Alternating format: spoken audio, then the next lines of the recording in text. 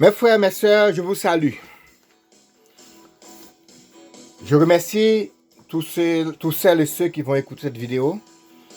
Et comme dit la chanson, je vous demande de les partager, s'il vous plaît. Nous allons parler aujourd'hui de ce qu'on appelle ail. Ail, c'est une plante. La précédente vidéo, on avait parlé, vous aviez appris comment faire des saumes, comment demander secours à l'aide des saumes, secours de protection, etc. Et aujourd'hui, nous allons parler encore de protection, mais avec une plante qui s'appelle ail. Nous n'avons pas besoin d'écrire aucun manuscrit en ce qui concerne de l'ail, et nous n'avons pas besoin de décrire cette plante si familière, dont les origines remontent aussi loin que l'Antiquité. Qui ne connaît pas l'ail? Qui ne connaît pas ail?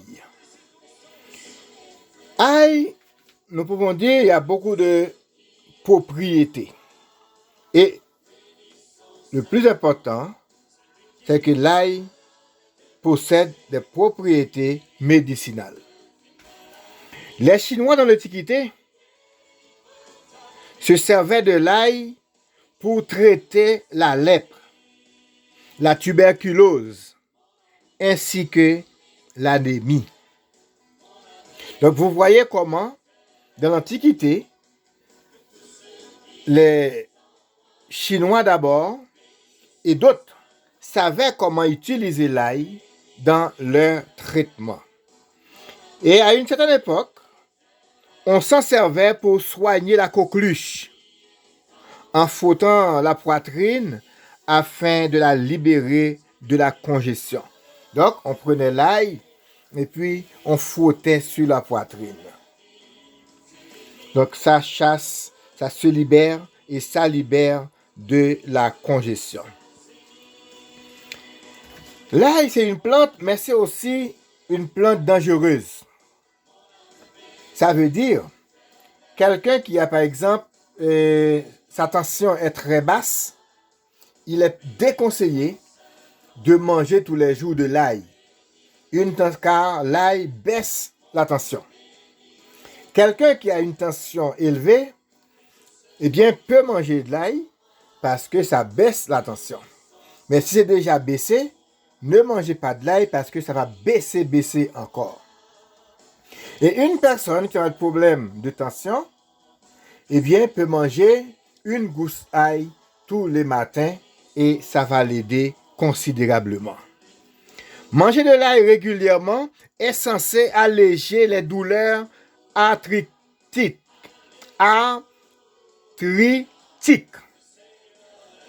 Manger de l'ail régulièrement est censé alléger les douleurs arthritiques et rhumatismales.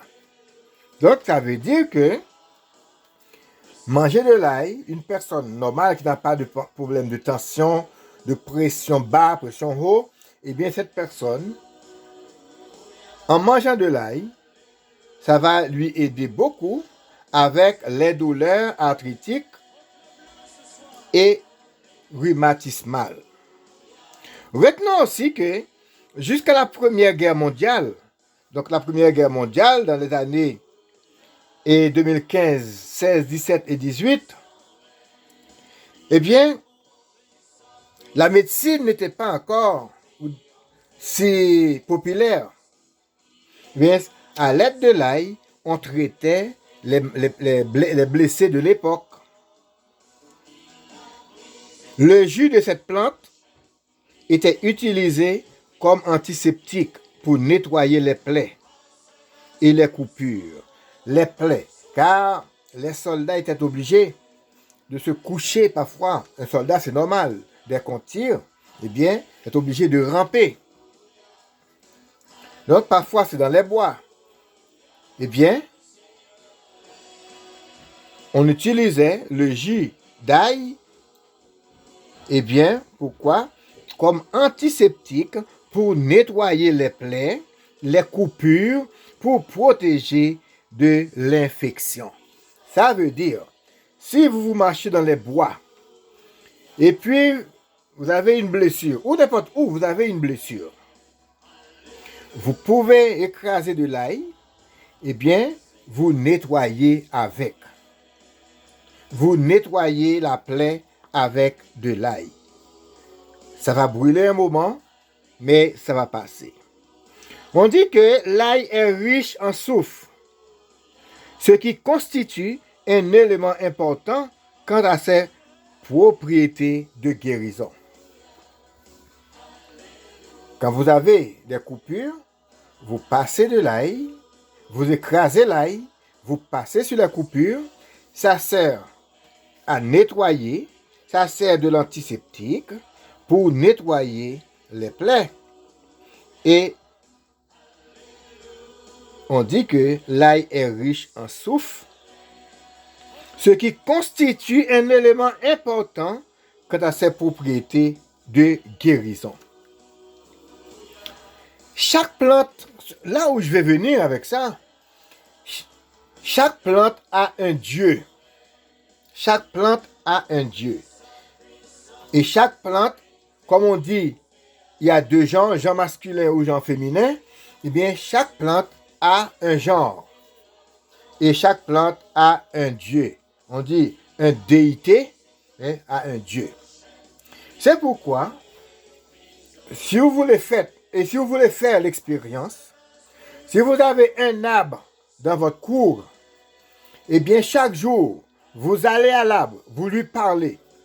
Chaque jour, vous allez prendre votre Bible, votre livre d'incantation. Chaque jour, vous allez vous asseyez et auprès de l'arbre, au pied de l'arbre. Quand vous allez faire vos sommes, vous appuyez dessus pour faire les sommes. Eh bien, cet arbre devient un Dieu et ça devient un lieu de prière. C'est comme si c'est un sanctum. Là devient un lieu de prière.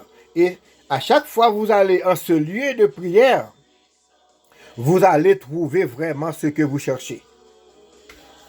Parce que vous faites de cet arbre un lieu de prière, vous faites de cet arbre un Dieu. Eh bien, l'ail, ou bien aïe, A-I-L, on dit que c'est genre masculin, et déité, écaté, on dit écate ou écaté, et masse. Il y a deux dieux. Dans l'ail, il y a deux dieux. Il y a écaté, il y a masse.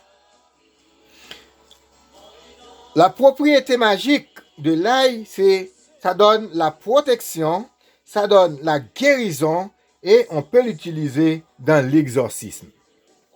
On peut l'utiliser dans l'exorcisme. Protection. Quand on parle de protection, on ne vient pas de guérison. En partant, on ne veut pas de guérison. Parce que la guérison, ça sert d'un antiseptique pour nettoyer les plaies, etc.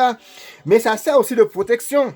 Qui veut dire, si vous avez quelqu'un, à chaque fois cette personne va dormir, eh bien, il y a toujours un empêchement, il y a toujours de l'insomnie, il y a toujours de mauvais esprits qui l'embêtent, des mauvais esprits, des mauvaises énergies qui l'empêchent de dormir, ou du moins le moment qu'il parle, ces mauvais esprits viennent l'embêter. Eh bien, seulement vous pouvez prendre quelques gousses d'ail, vous mettez sur le lit, ou bien sous l'oreiller, ou bien à chaque coin de la maison, vous mettez de l'ail à chaque coin de la maison, eh bien, vous allez nettoyer cette maison et de toute mauvaise énergie, de toutes sortes de mauvais esprits, et vous allez voir, vous êtes protégé et la maison tout entière est protégée. Donc l'ail joue un grand rôle dans la protection. Avec de l'ail, il y a plusieurs façons de se protéger et de protéger la maison. Donc il est reconnu folkloriquement, et dans plusieurs pays, que l'ail protège des vampires. L'ail protège des vampires et autres créatures de la nuit. Mais il assure aussi une protection contre toutes les influences néfastes et négatives. Quel que soit où vous êtes, eh bien, mettez toujours de l'ail dans vos poches. Vous sortez, mettez de l'ail. Vous marchez, vous allez vous promener, vous allez au travail, vous allez faire une sortie, vous allez au disco, vous allez au bal, vous allez dans les boîtes de nuit. Marchez toujours avec de l'ail, des gousses d'ail dans vos poches. Ça, c'est très, très, très important. Car à chaque fois vous participez à un endroit où il y a un regroupement, il y a un partage d'énergie. Et souvent, le partage d'énergie, parfois, c'est vous qui donnez le bon et puis vous laissez vous accaparer par les mauvais. Eh bien, on peut dire que portez souvent de l'ail sur vous, même que vous allez travailler, n'importe où, vous allez à l'église, n'importe où vous allez, mettez de l'ail, portez de l'ail sur vous, mettez de l'ail dans vos poches. Dans votre poche, dans vos poches de costume, déposez de l'ail partout où vous allez, mes frères, mes sœurs. Donc, Hécaté, plus que Hécaté, bien, Hécate, c'est le Dieu, c'est la déité, c'est le Dieu de masse, et Hécate, c'est le Dieu, ce sont les dieux de l'ail. Eh bien, à un moment donné, avant, quand on fait des rites, quand on honore ces dieux, qu'est-ce qu'on fait? On mangeait de l'ail et on mangeait de l'ail et arrivé à la croisée des chemins, eh bien, on déposait de l'ail dans le carrefour pour honorer ces dieux Hécate et Mas. Vous voyez jusqu'à présent l'importance de cette plante qui s'appelle ail. Donc, utilisez de l'ail quand votre tension s'est élevée. Utilisez de l'ail pour la protection dans la maison, sur vous, et si vous voulez, même dans le sac d'école de vos enfants, jetez quand même une gousse d'ail. Comment on peut utiliser encore de l'ail pour la protection? Pour utiliser de l'ail pour la protection, ce dont vous avez besoin d'une chandelle verte. Une chandelle verte, ça veut dire une bougie verte. Là, c'est une bougie blanche, bien sûr, mais là, vous aurez besoin d'une bougie, une baleine verte. De l'encens au Liban. Si vous n'en avez pas, vous pouvez sécher de l'ail et brûler. Vous séchez de l'ail, vous brûlez de l'ail comme encens. Ou bien vous utilisez de l'encens au Liban. Une chandelle, ou une bougie, ou une baleine verte, de l'encens au Liban. Vous avez besoin de poudre d'ail, qui veut dire, on vend ça en supermarché, on vend de la poudre d'ail. Ou bien, si là où vous êtes, vous avez la difficulté d'en trouver, séchez de l'ail, et puis vous voulez faire moudre, eh bien vous aurez la poudre d'ail, ou bien les couper tout petits, et puis les faire sécher. Vous avez besoin d'une pièce de 1 cent de votre pays. 1 cent. 1 cent de votre pays. Comme moi, par exemple, là où je vis actuellement, on n'a pas de cents. Avant, on avait des cents. On a tous entré. Et maintenant, le minimum, c'est 5 cents. Eh bien, vous pouvez utiliser un 5 cents. Et puis, un petit sac de cuir. Donc, on dit un petit sac de cuir, une pièce de 1 cent, le plus petit et la plus petite pièce de votre pays, une pincée de poudre d'ail, de l'encens au Liban et une chandelle verte. Vous allez faire quoi avec tout ça? Pendant le cycle croissant de la lune, avec la lune croissant, qui veut dire on était en nouvelle lune et maintenant on va vers la pleine lune. Donc, la lune va être en lune croissant.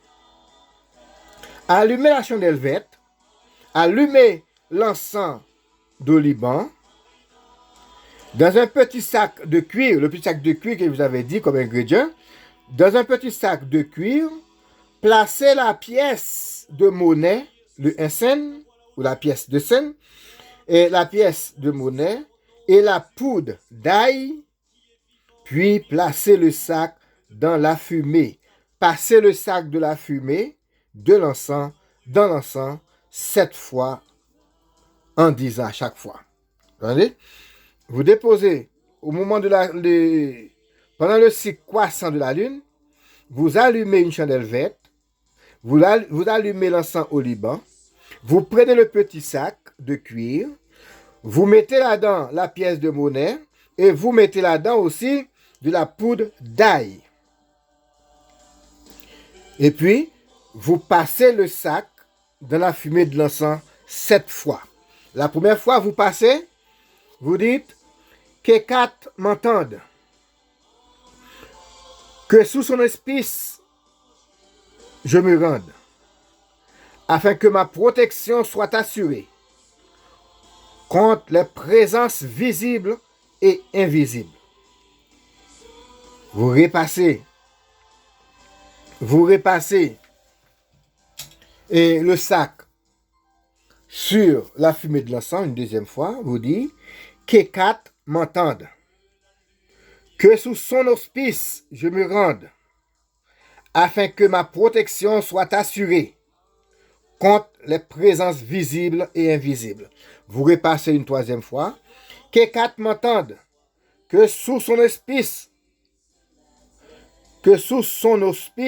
je me rende, afin que ma protection soit assurée contre les présences visibles et invisibles. Vous repassez une quatrième fois, une cinquième fois, une sixième fois, une septième fois. Quand vous aurez fini, vous faites les 7 fois, vous récitez le psaume 91.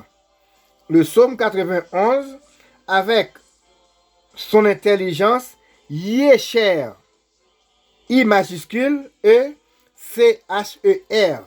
Yesher. Son intelligence, Yesher. Vous allez lire le psaume 91. Quelle que soit la version de Bible que vous avez, eh bien, vous pouvez lire, mais avec le mot sacré Yesher. I majuscule E C-H-E-R. Donc, si je lis dans la Bible Louis II, que je n'ai pas avec moi maintenant, j'avais oublié de l'amener, parce que j'en ai d'autres Bibles, mais des Bibles haute version. Mais Louis II, je sais que tout le monde a une Bible Louis II. Donc il dit, celui qui demeure sous l'abri du Très-Haut, vous dites, comme moi, Drané, dites votre nom, repose à l'ombre du Tout-Puissant. Je dis à Yesher, mon refuge et ma forteresse, mon Dieu, Yesher, en qui je me confie. Car c'est toi qui me délivres du filet de l'oiseleur, de la peste et de ses ravages. Tu me couvriras de tes plumes, et je trouverai un refuge sous tes ailes. Ta fidélité est un bouclier et une cuirasse, etc., etc., etc. Donc, vous parlez comme si vous parlez à Yesher face à face. Tu vas dire, ta fidélité est un bouclier. On ne dit pas sa fidélité, mais ta fidélité est un bouclier et une cuirasse. Je ne craindrai ni la terreur de la nuit, ni la peste qui marche le jour, ni la contagion qui frappe en plein midi. Que 1000 tombent à mon côté gauche. Quand vous dites ça, vous frappez 3 fois à gauche avec votre pied gauche. Que 1000 tombent à mon côté gauche. Et puis vous dites, El Elyon. Et 10 000 à mon côté droit. Vous frappez avec votre pied droit. Vous dites, Jéhovah, je ne serai pas atteint. De mes yeux seulement je regarderai et je ferai la rétribution des méchants. Donc, etc., etc., etc. Vous parlez avec Yesher. Donc, c'est l'intelligence du psaume 91. Mes frères, mes sœurs, utilisez les plantes, utilisez tout ce que vous avez pour que vous ayez vraiment la protection, la santé, la guérison. C'est ainsi, je dis, Alléluia, Alléluia, Alléluia. Que le grand chef de l'univers vous soit en aide.